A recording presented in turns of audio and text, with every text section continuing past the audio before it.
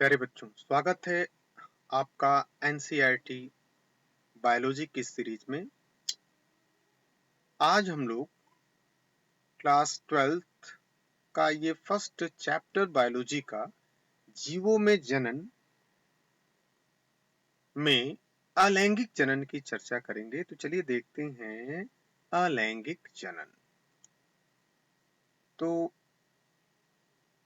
प्यारे बच्चों, अलैंगिक जनन यानी कि अंग्रेजी में इसको कहते हैं एसेक्सुअल रिप्रोडक्शन। और एसेक्सुअल रिप्रोडक्शन का मतलब ही होता है जिसमें ए का मतलब ऑब्सेंट और यहाँ सेक्स यानी कि मतलब लिंग, जिसमें लिंग का अभाव होता है। ऐसे के बीच यदि जनन हो और संतति का निर्माण हो तो इसे हम लोग अलैंगिक जनन कहते हैं। चलिए इसको देख लेते हैं। इस विधि में एकल जीव माने अकेला जीव जनन करके संतति उत्पन्न करने की क्षमता रखता है। ठीक है, यानी कि इस प्रकार की विधि में अलैंगिक जनन में एकल जीव माने अकेला कोई जीव भी जनन करके अपनी तरह संतति उत्पन्न कर सकता है। इसके परिणाम स्वरूप जो संतति उत्पन्न होती है, मतलब यह जो जनन करके संतान को उत्पन्न करता है, वह केवल एक दूसरे के समरूप ही नहीं, मतलब वह एक दूसरे से यानी कि जो जन्म दिया उससे और स्वयं में बिल्कुल समरूप होते हैं। यानी कि यहाँ लिख रहा है कि बल्कि अपने जनक के एकदम समान होते हैं। यानी कि वह एकक जीव जो भी जनन करके संतति को पैदा करता है वह बिल्कुल भी उसके समान होती है। किस जनन में? अलैंगिक जनन में। ठीक है, यह हमें याद होना चाहिए। फिर क्या कह रहा है, क्या यह संतति यानी कि जो संतति उसके समान है जनक के, लिख रहा है क्या यह संतति आनुवंशिक रूप से भी एक समान अथवा भिन्न होती है?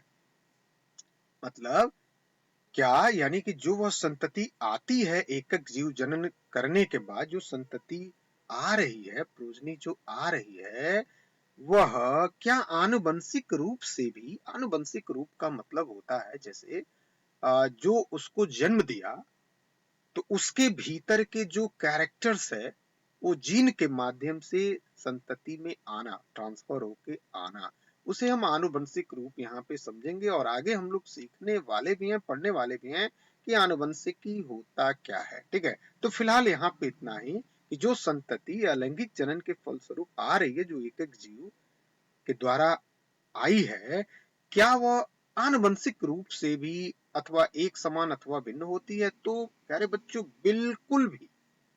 जो संतति एकल जीव द्वारा आती है उसके अंदर आनुवंशिक रूप से भी कोई असमानता नहीं देखने को मिलती। ठीक है, पुनः आगे कह रहा है तथा अकारिकी तथा आनुवंशिक रूप से एक समान जीवों के लिए क्लोन शब्द की रचना की गई। मतलब जब वह संतति जो एकक जीव द्वारा यानी एकल जीव द्वारा आ रही है, उनमें आनुवंशिक रूप में भी कोई यदि भिन्नता नहीं है, ठीक है ना, तो प्रायः, ठीक है, अकारिकी माने बाहर से देखने पर और आनुवंशिक रूप यानी कि भीतर वाले जो लक्षण है, दोनों जब एक समान होगा किसी भी जीव के अंदर, तो उसके लिए यहाँ पे क्लोन शब्द की रचना की गई है। ठीक है, तो हम लोग यहाँ पे क्लोन को समझ लें। यह क्लोन जो है ना, क्लोन का मतलब ही होता है कि जब आनुवंशिक रूप से, आनुवंशिक रूप से का मतलब उसके भीतर के जीन ट्रांसफर करके संतति में गए रहते हैं, यानी कि जो जनक के लक्षण होते हैं वही लक्षण संतति के होते हैं। ठीक है ना, तो उसे हम आनुवंशिक लक्षण कहते हैं, आनुवंशिक रूप से यहाँ कहेंगे। और आगे हम लोग समझने वाले भी हैं। यदि बाहर से देखने में यानी कि जो संतति आ रही है बाहर से देखने में बिल्कुल भी अपने जनक के समान है और उनमें कोई भी आनुवंशिक रूप में भी कोई यदि भिन्नता नहीं है, तो उसे हम क्या कहते हैं? उसे हम क्लोन कहेंगे। उसे क्या कहेंगे? क्लोन कहेंगे। माने आनुवंशिक रूप से भी और अकारिकी रूप से भी। यहाँ अकारिकी का मतलब है बाहर से देखने पर जो संरचनाएं दिखती हैं उनमें भी यदि भिन्नता नहीं है तो हम इस प्रकार की रचना के लिए हम लोग क्लोन शब्द का इस्तेमाल करते हैं। ठीक है, तो क्लोन यहाँ से सीधे सीधे प्रश्न के रूप में हमसे पूछा जा सकता है, इसलिए क्लोन को हम लोग कैसे परिभाषित करेंगे? तो यहाँ हम लोग कह सकते हैं कि जब कोई संतति, ठीक है, एकल जीव द्वारा जो संतति आती है, या हम ऐसे कहेंगे जब भी कभी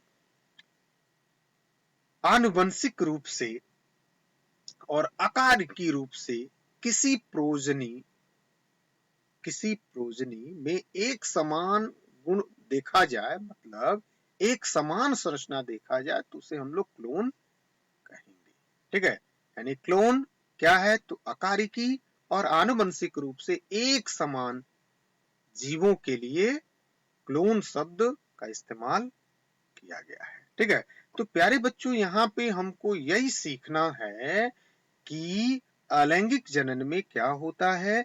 तो अलैंगिक जनन में एकल जीव जनन करके, ठीक है, संतति उत्पन्न करने की क्षमता रखता है। ठीक है, एकल जीव यानी अकेला जीव ही जनन करके संतति उत्पन्न करने की क्षमता रखता है, इसमें दो जीव की आवश्यकता नहीं होती है। ठीक है, और विज्ञान में यानी कि यहाँ पे जो संतति आता है वह संतति बिल्कुल भी अपने जनक के समान होता है, और समान सिर्फ बाह्य मॉर्फोलॉजी यानी आकारिकी रूप से ही नहीं बल्कि आनुवंशिक रूप से भी वह एकदम समान होता है।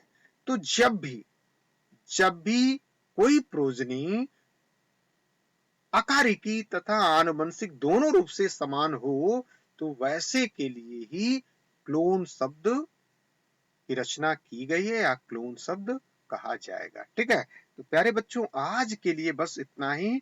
हम लोग अगले लेक्चर में इसके अगले कंटेंट के पर चर्चा करेंगे। तब तक के लिए धन्यवाद।